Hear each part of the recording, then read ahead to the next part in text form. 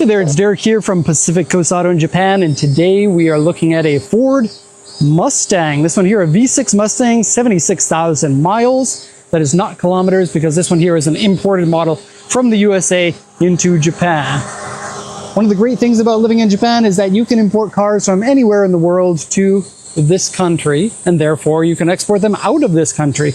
And so there are plenty of cars that were never available here in Japan, but you can still typically find them every once in a while. Ford Mustang's probably not the best or most suitable car for the Japanese streets because it is fairly large, but there is a scene of people who like American cars, and you're going to be able to find stuff like this fairly easily here. Now this one here is 76,000 original kilometers, 76,000 original miles. The oil, coolant, both look like they've been maintained properly. And boy, oh boy, what a big engine room. Everything on this car is like plus 20% bigger than you would think it would need to be. All except for the interior, that is still relatively small. Anyways, let's lower the hood. I think the hood is made out of some sort of FRP material or some sort of composite. It feels like plastic. Close that down. Go ahead and give it a little bit of a rev, and then I'll switch the engine off. Now this was bought from auction here in Japan for a customer in Europe.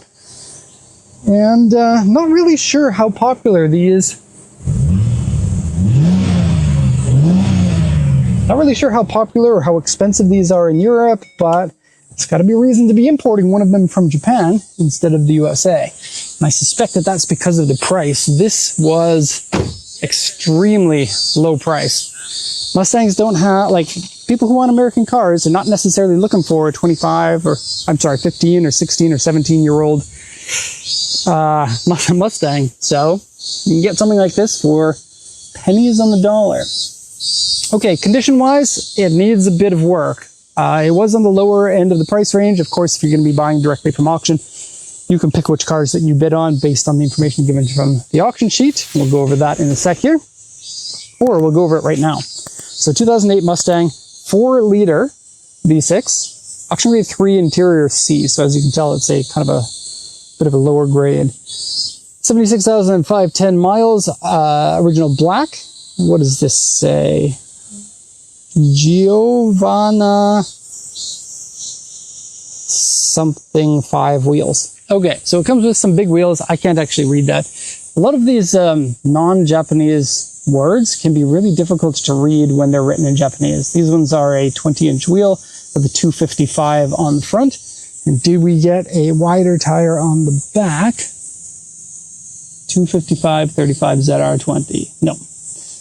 I think that the wheels, they're a little bit garish, but if you're driving a Mustang in Europe, maybe that's what you're looking for. We'll go back to the sales points here.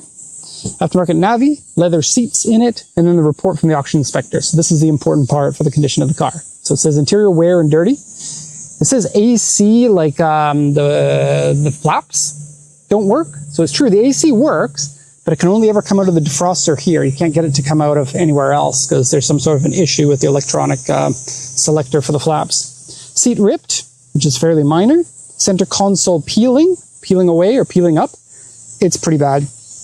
And I'll show you when we get to the interior. Trim is loose and peeling off. That's the door trim. Wheels scratched, and they are fairly scratched, so I'll show you that as well. Left rear tire house outer section dented. This area has had a little bit of body work, and the body work isn't very good, hence why this is W3 and W3 here. W3 means very poor quality repaint, and most of the time you're going to want to get something like that repainted. And then various small scratches, small dents. It has a repainted section here, some paint cracks on the rear, some rust on the hood, and some scratches on the front bumper and the front fender. So before we get into anything, we'll do a quick once around. You can see the car from all different angles. This was the Mustang that was brand new when I moved to Japan. So it was kind of one of the last cars that I was able to see before my life in Japan started, which has now been nearly 19 years. This October, it'll be 19 years in Japan, which I was just talking to my wife last night. That is a long time to be living away from your home country. Not quite half my life here yet, but it's coming up pretty soon. Now this one has a aftermarket fog light down there. I think that's just for compliance here in Japan. and then an aftermarket spoiler. Now, I quite like the look of this spoiler, but it's not glued down very well. Okay, now the tunnel from the JDM tree. I was just showing something on the cool JDM show the other day, a car that we bought from auction 7 years ago. You could see the lot, and there is much smaller foliage here back then than there is now, which means it's about time for us to move to a new location. It has been long past time for us to move to a new location, actually, but silly Derek decided to have accompany one of the expensive parts of Japan. There are cheap parts in Japan that you can have car lots. Unfortunately, it's away from where the people want to live. So a little bit of a catch-22 there. So iconic looks on the Mustang. Very cool. And oddly has, you know, if I were to compare this to something that's Japanese, I would say a Fairlady is not too far off from this. Of course, Fairlady is smaller and Fairlady isn't as powerful, especially compared to the V8 version of it. But pretty similar in the way that it feels. It's a kind of a Grand Tourer / sports car, but not completely.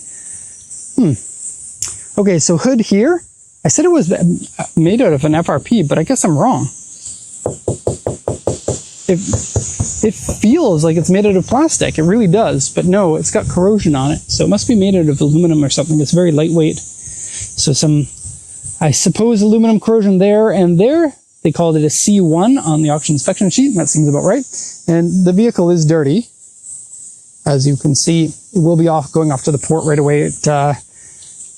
Unfortunately, we don't have a chance to wash the cars here. Got some fade in the headlight there. I do really dig the logo there, very iconic, of course. And then the fog lights inside the grille, reminiscent of a tuned version of it from the 60s, perhaps, or maybe a Shelby GT350 or something. Now the under bumper A2, right there, it is actually a little bit bigger than an A2. I would say maybe like an A3, but it does curl underneath the bumper, and so it's not that apparent.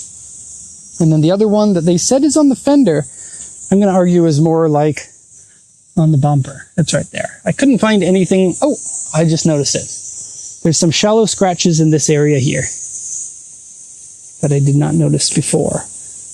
Now let me just double check that sheet, because that looks more like, yeah, A2 and A2. So you can compare what underneath the bumper they called an A2, looks pretty big. Right here they called this an A2. I would say this is more like an A1.5 maybe, and an A3 down there. Again, fade on the headlight there. The body, it's got those scratches there. It has a few other areas, but the paint here is pretty bad. So let's get into that. We'll do kind of like a side panel check thing here. We've got a scuff right there. You can see a little bit of a crack. So this car has actually been in a side accident that has been repaired. Not a side accident, I would say, but the whole side has been repainted. And we have some body filler that has since cracked. So it's probably done a good long time ago. So this area here, cracks in the body filler, a little bit here. Plenty of scratches around the door handle.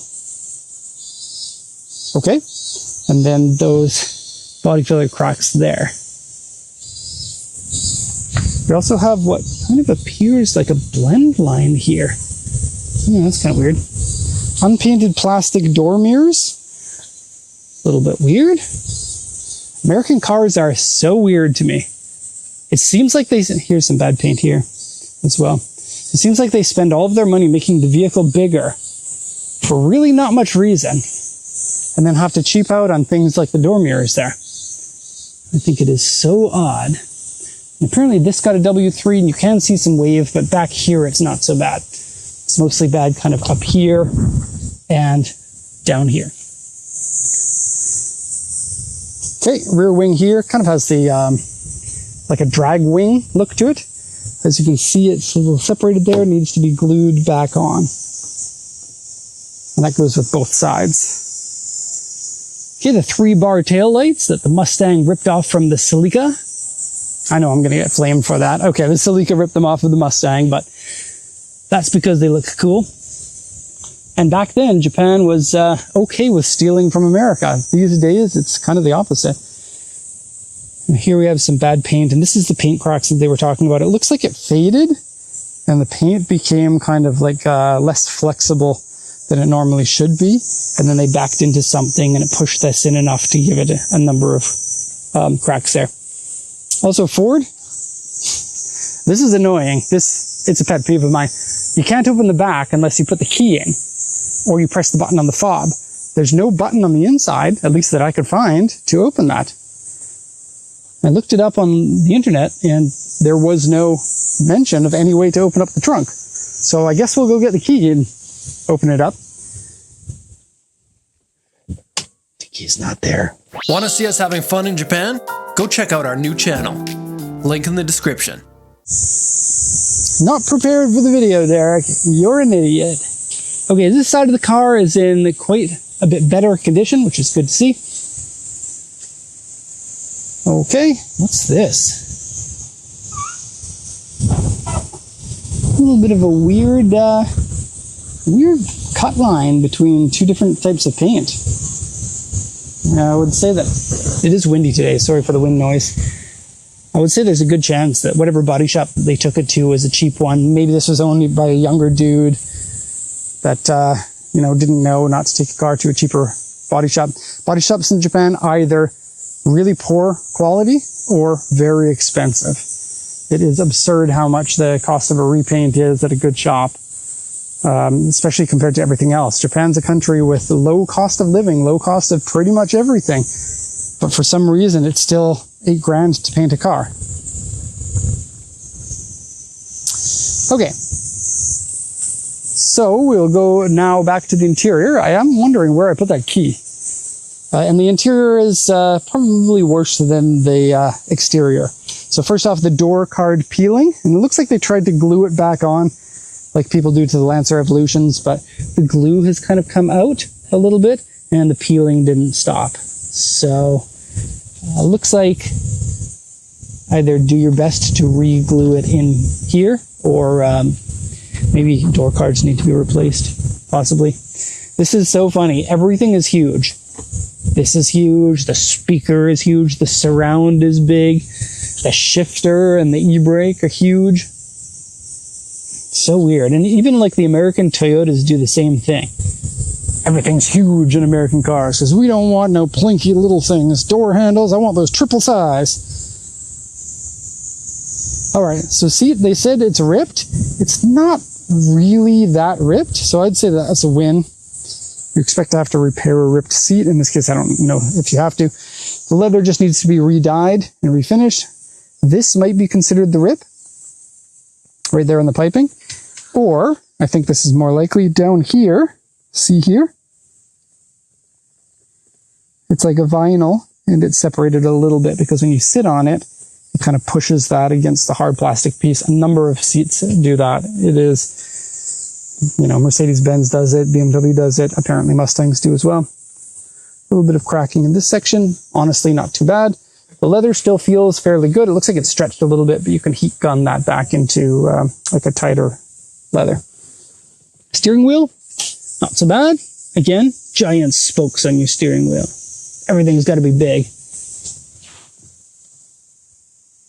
Giant gauges. And this is surprisingly made out of very cheap feeling plastic. Like, it's hard to explain. The look of the dashboard, though, kind of a callback to the 1960s. I quite like that. This is an aftermarket stereo here. Weird place to put your cigarette lighter adapter because now if you plug anything in, it covers basically everything in your center stack.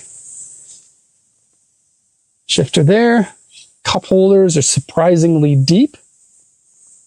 And the center console, like it said, it was peeling apart. So yes, that is true. I don't think something like this would be repairable. I don't even know how you can open this now. Yeah, something to look at when it arrives. Headliner, looking all right. And then door card on that side also having some peeling issues.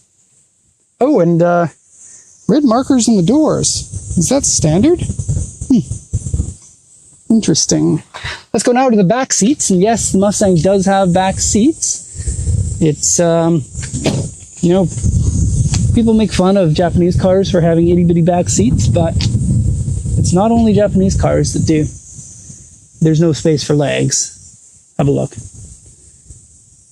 A little bit surprising. Absolute, I don't mean to be bagging on Mustang, but in such a big car, I bet you could have bigger seats inside if you didn't decide to make everything giant size. Oh, that's kind of weird. I'm just going to sit in that position. That's better. Okay, there's a little bit of a dent in the Mustang plate there, the scuff plate. Needs a little bit of a vacuuming. So yeah, it needs some work. It is about what we expected on the auction sheet though. It did mention everything on there. I guess it could have gone into a little bit more detail on the cracking paint that is over here, which is annoying, but I can't stress enough. W3 usually means you're going to be doing some repainting. So in that respect, it's not that much of a surprise. Okay, a Mustang in Japan. This is a world traveling Mustang that's going to be heading to its third country of residence. So, hope you enjoyed the video. Thank you so much for watching, and have a nice day.